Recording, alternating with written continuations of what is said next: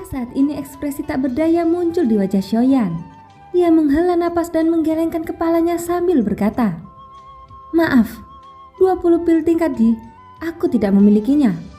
Saat kata-kata Xiaoyan terdengar, seluruh tempat langsung menjadi sunyi. Pada saat ini bahkan Fang Qian yang berada di panggung lelang dan Su Songming yang berdiri di galeri tontonan tidak dapat menahan diri untuk tidak terkejut. Ekspresi di wajah kedua lelaki tua itu langsung membeku. Bagaimanapun juga, mereka berdua tidak menyangka bahwa Xiaoyan benar-benar akan mengucapkan kata-kata yang akan mengejutkan seluruh tempat. Bahkan ekspresi di wajah para alkemis lain di galeri tontonan serta kelompok bandi sangat menarik saat ini. Perkataan yang diucapkan Xiaoyan saat ini dapat dikatakan sebagai lelucon paling aneh yang pernah didengar semua orang yang hadir. Seorang alkemis tingkat 3 sebenarnya tidak memiliki pil obat sebanyak seorang alkemis tingkat 2. Jika berita tentang hal ini tersebar, semua orang akan tertawa terbahak-bahak.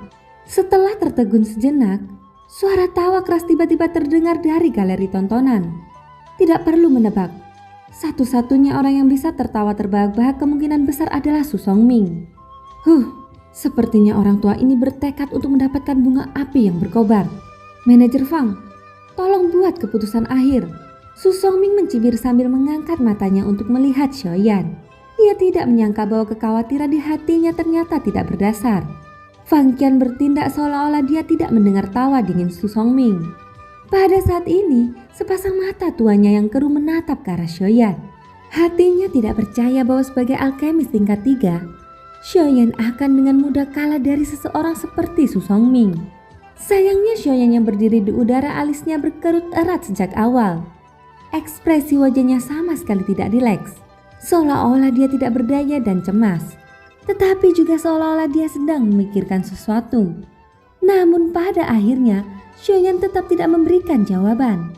Hal ini menyebabkan Fang Qian yang berdiri di panggung lelang tanpa sadar merasa sedikit kecewa. Bahkan kerumunan di tribun tidak dapat menahan diri untuk tidak melemparkan pandangan kecewa ke arah Xiaoyan. Fang Qian mendesah tak berdaya di dalam hatinya. Dia hanya bisa menatap Su Songming dengan tak berdaya.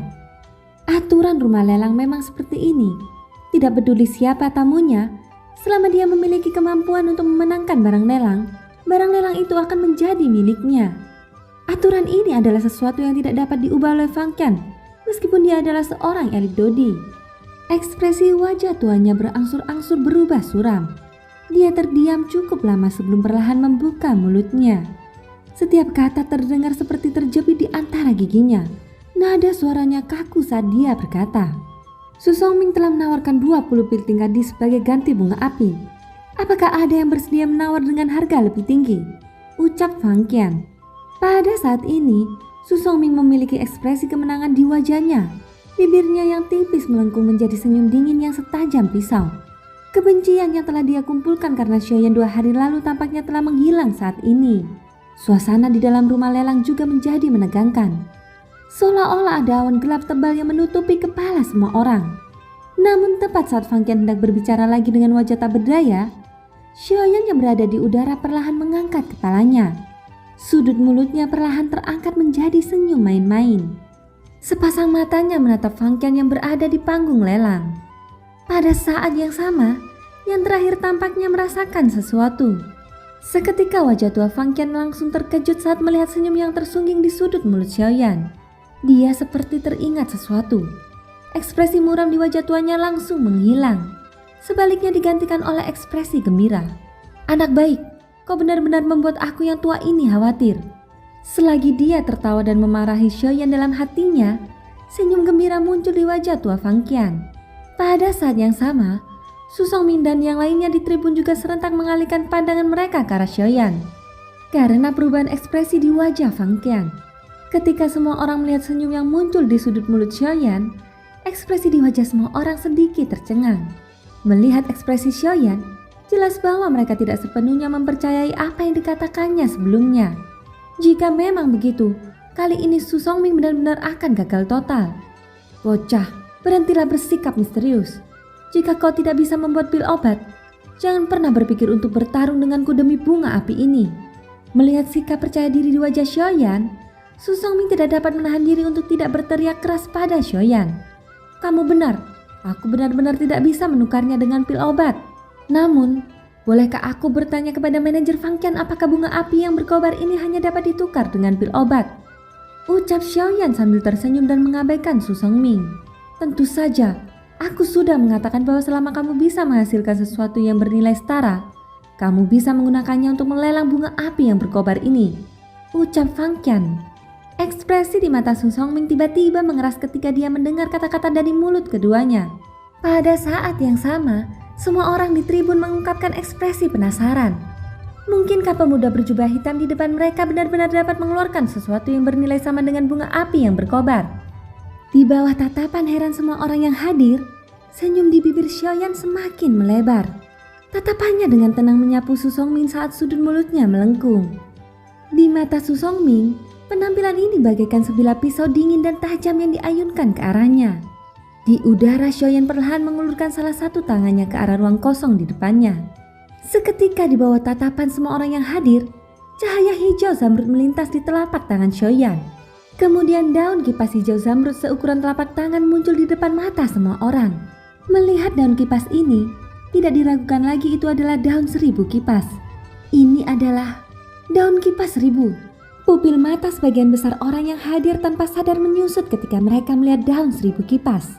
Bahkan elit Dodi di ruang VIP lainnya dan Dong Chuan yang berdiri di sisi galeri tontonan tidak dapat menahan perubahan ekspresi. Sepasang mata tajam langsung menatap daun 1000 kipas di tangan Xiaoyan. Benar sekali, ini memang daun 1000 kipas. Namun daun 1000 kipas ini selalu menjadi harta karun wanita Jin Yao itu. Orang luar bahkan tidak diperbolehkan menyentuhnya. Bagaimana bisa daun ini muncul di tangan pemuda ini saat ini? Mata Dong Chuan dipenuhi keraguan saat menatap daun 1000 kipas di tangan Xiaoyan. Dia tentu saja memiliki sedikit pemahaman tentang masalah pohon 1000 kipas. Dalam hatinya, dia mengerti bahwa Jin Yao sangat menghargai pohon 1000 kipas. Selain dirinya sendiri, tidak ada orang lain yang diizinkan untuk menyentuhnya, apalagi memetik daun dari pohon 1000 kipas.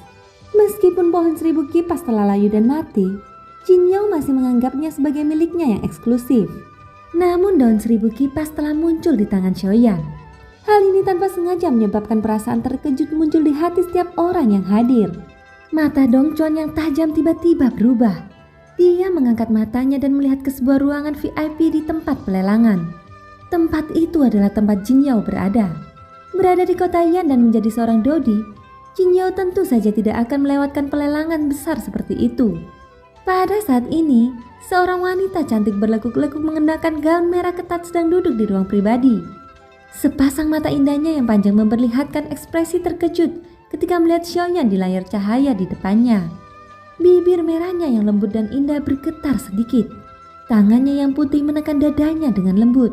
Mengikuti napas Jin Yao, sepasang gunung ganda yang seputih salju di dadanya tampak lebih penuh. Di bawah kontras gaun merahnya, Jin Yao saat ini menyebabkan orang merasakan perasaan tercekik hanya dengan melihatnya. Orang ini, dia benar-benar berhasil menumbuhkan tunas sebesar itu hanya dalam waktu 2 hari, ucap Jin Yao. Suara lembut dari mulutnya membuat ruang kosong di sekitarnya sedikit bergetar. Namun Jin Yao tidak menyadari bahwa daun 1000 kipas di tangan Xiaoyan adalah tunas muda dari 2 hari yang lalu. Kenyataannya, tunas muda itu telah berubah menjadi pohon besar yang mirip dengan pohon 1000 kipas milik Jin Yao di bawah katalisis Guyao. Daun 1000 kipas ini telah dipetik darinya. Selama 2 hari ini, Xiaoyan terus-menerus menyanyiakan Daoqi di dalam tubuhnya. Guyao di sisi lain mengendalikan api kehidupan dan melepaskan kekuatan terbesarnya. Kerja kerasnya membuahkan hasil. Setelah 2 hari, Xiaoyan telah memperoleh 2 daun 1000 kipas yang berusia lebih dari 1000 tahun. Orang yang paling diuntungkan tentu saja adalah tubuh induk dari daun 1000 kipas ini. Xiaoyan saat ini memiliki pohon 1000 kipas yang menjadi miliknya. Perjalanan ke rumah 1000 obat telah memungkinkan Xiaoyan memperoleh banyak keuntungan. Daun 1000 kipas di tangannya adalah salah satu dari 2 daun kipas yang dimilikinya. Tentu saja semua ini berkat Guyao. Jika Guyao tidak campur tangan, kemungkinan besar Xiaoyan tidak akan mampu mengkatalisasi daun 1000 kipas yang berusia lebih dari 1000 tahun dalam waktu 2 hari. Meskipun ia mengerahkan seluruh kekuatannya, daun 1000 kipas yang berusia lebih dari 1000 tahun adalah sesuatu yang bahkan dapat menggoda seorang elit Dodi.